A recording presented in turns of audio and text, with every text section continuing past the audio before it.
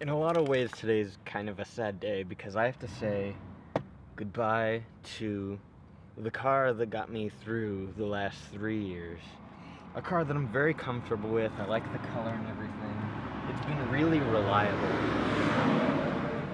Far more reliable than I gave it credit for. And now I have to say goodbye to it. The engine's dead on it. But I have a new car that I get to say hello to. Sort of. This here is my brand new used Toyota Camry that my dad and I picked up yesterday because I need a car to get me through college. And we looked just about all day at a load of different cars with kind of a small price range that we could work with. But we found this guy, and I'm excited that I got it. I'll talk more about it later, because right now I'm on my way to go meet up with a friend and mentor that I'll talk about in a second. I can't actually drive this car right now because it's not insured yet, so I gotta walk down the street to go meet up with him. So let's go do that. I'm on my way to meet with a good friend and mentor of mine named Matt, who has done so much for me, who has influenced me a ton and probably has contributed a lot to this channel without even realizing it. And he has invested in me so much than anybody has without any real reason to actually do it. It's kind of strange that I beat Matt here because normally he's the early one and I'm the one who's late. But I'm here and I'm waiting for him. So Matt, hurry your butt up. There he is. Alright, so this is Matt. I've known Matt for, how long have I known you? Since you were a freshman. Math. 8? You're a philosopher, not a mathematician. 8 years? There it is. 9 years-ish? 9 There you years-ish? Yeah, I've known Matt for 9 years. And over that time, he has been a mentor of mine. He has been a discipler of mine. He has been a martial arts instructor and a mentor in that as well. Matt has been in basically the entirety of my Christian life and has been there to give me advice and guide me along the way. And he has contributed so much to my life, even though when I first met him, I didn't really have anything, potential? You had a lot of potential. Okay, well, the point is, I was barely a Christian at the point that I met Matt. And he's been there almost the entire way. So, not almost. Yes, the entire way. But yeah, that's Matt, mentor, friend, martial arts instructor. I'm gonna talk to him now. So, but that's Matt. I'll talk more about him later. But yeah. Alright, so I'm all done talking to Matt. I love sitting down with him because I'm always sitting with him and I find him saying stuff that I'm totally on the same page with him about, and stuff that he's learning that I'm like, yeah, I want to learn that. That's always the story when I'm hanging out with him. But anyways, Matt is in a lot of ways, he's been a huge influence on my life through all of the things that I mentioned, that he has been a part of my life, that he has invested in my life. In a lot of ways, this channel would not exist without him. He really sparked my interest in the Bible, in philosophy and apologetics and all of this stuff that has helped to build really the foundation of this channel and what I hope to do with it. He has influenced my life in such a way that has made me love what I do, love what I learn, love God all the more. And all because of the moment when I first met him. He interviewed me for a leadership position. And like I said before, I was barely a Christian. And he put me there, and he invested in me, and continued to invest in me even after I got out of high school and started getting into martial arts. He has done a ton.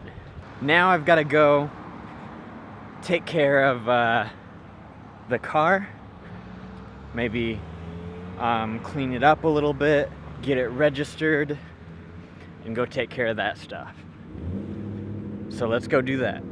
Alright, so we're at the car wash place, about to get the car cleaned and everything. Let me explain something about this car.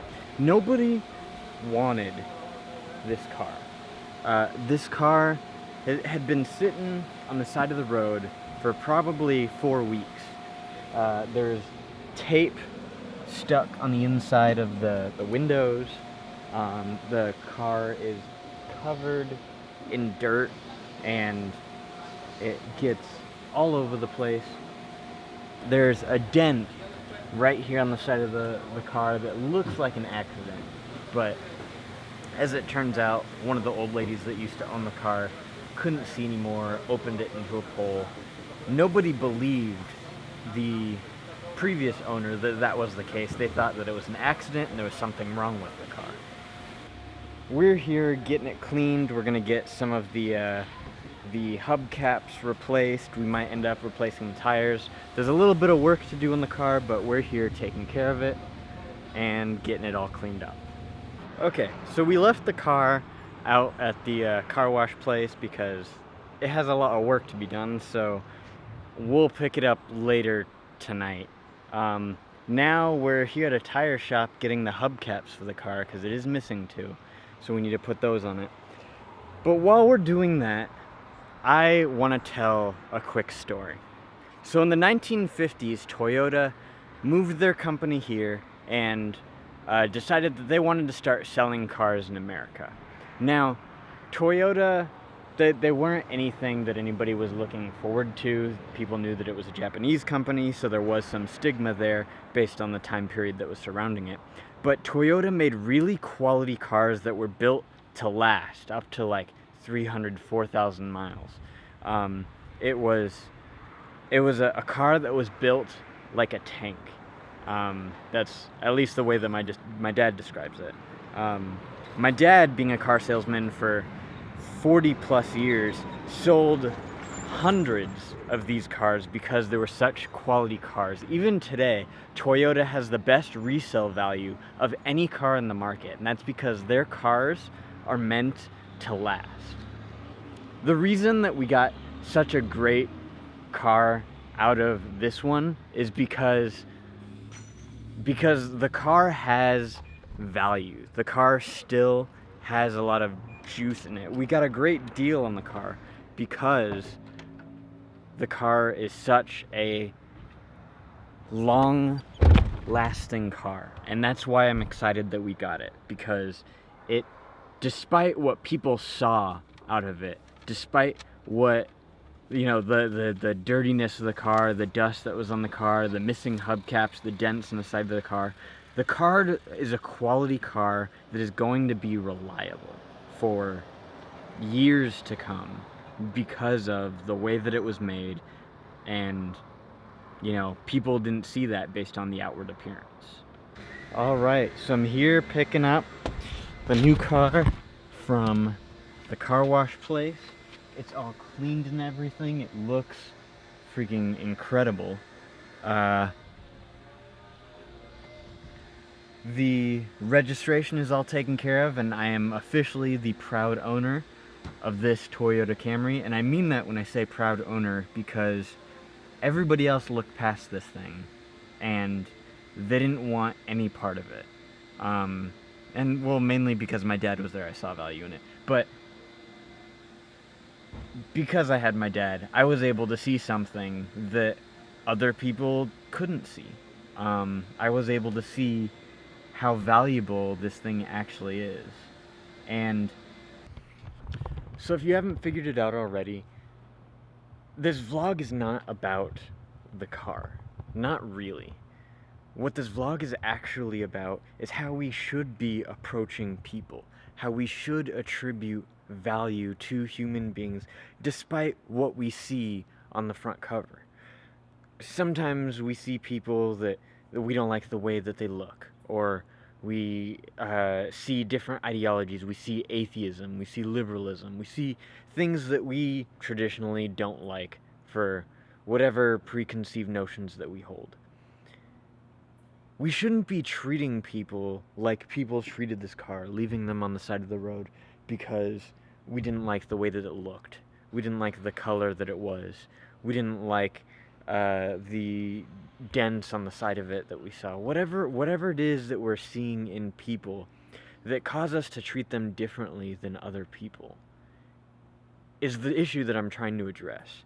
The very purpose that I've created this channel, the whole reason that I'm here, is so that we engage with people of other beliefs and different people of all different kinds.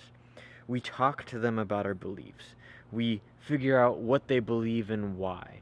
We get to know them. We develop relationships with them because they have value, even if that's not what we see.